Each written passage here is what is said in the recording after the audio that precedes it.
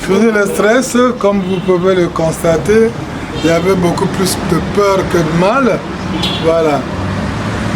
C'est fait, voilà, les résultats sont tombés à l'école modèle Labaïtique. Nous sommes vraiment dans la grande joie. Nous sommes dans la grande joie, en tout cas, ça a été cette année. Disons que toutes les options confondues pour les examens d'État, nous avons fait des résultats qui voisinent les 100%.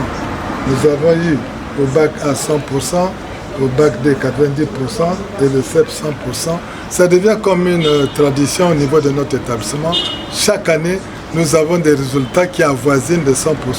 C'est pour cela que nous nous enregistrons.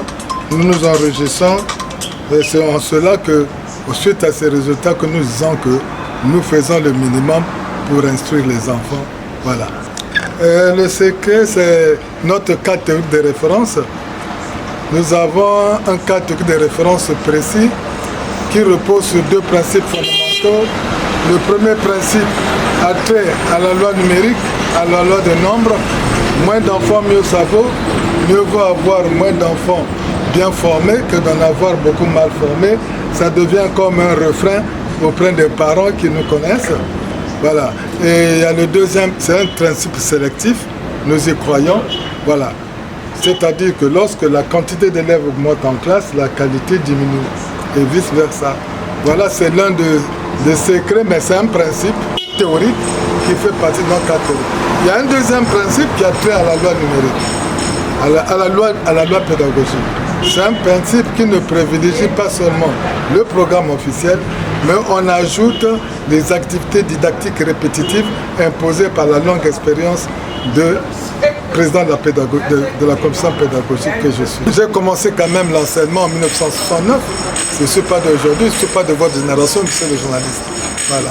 Je me rappelle, j'ai commencé à tenir la craie et effacer le tableau en 1969 à Javé. Voilà. Oui, mais les sites naissent du fait de la politique des effectifs réduits. Lorsqu'on se rend compte que les effectifs commencent à augmenter, nous éclatons les sites. C'est pour cela, on concurrence de peu de temps. En concurrence de peu de temps, nous avons maintenant 4 sites. Voilà.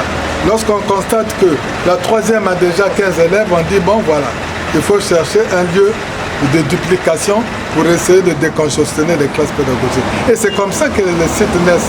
C'est pas par fantaisie ou pas par mercantilisme, mais c'est un besoin qui se fait sentir par rapport à notre politique d'effectifs réduits. On veut toujours conserver le numerus clausus qui est fixé à 15 élèves par classe. Voilà. Tenez, cette année, si il y a une explosion démographique scolaire dans notre établissement, on sera à la quête des autres bâtiments pour essayer de soulager les enfants qui aiment énormément nos enseignements, nos normes et gammes d'enseignement. Voilà.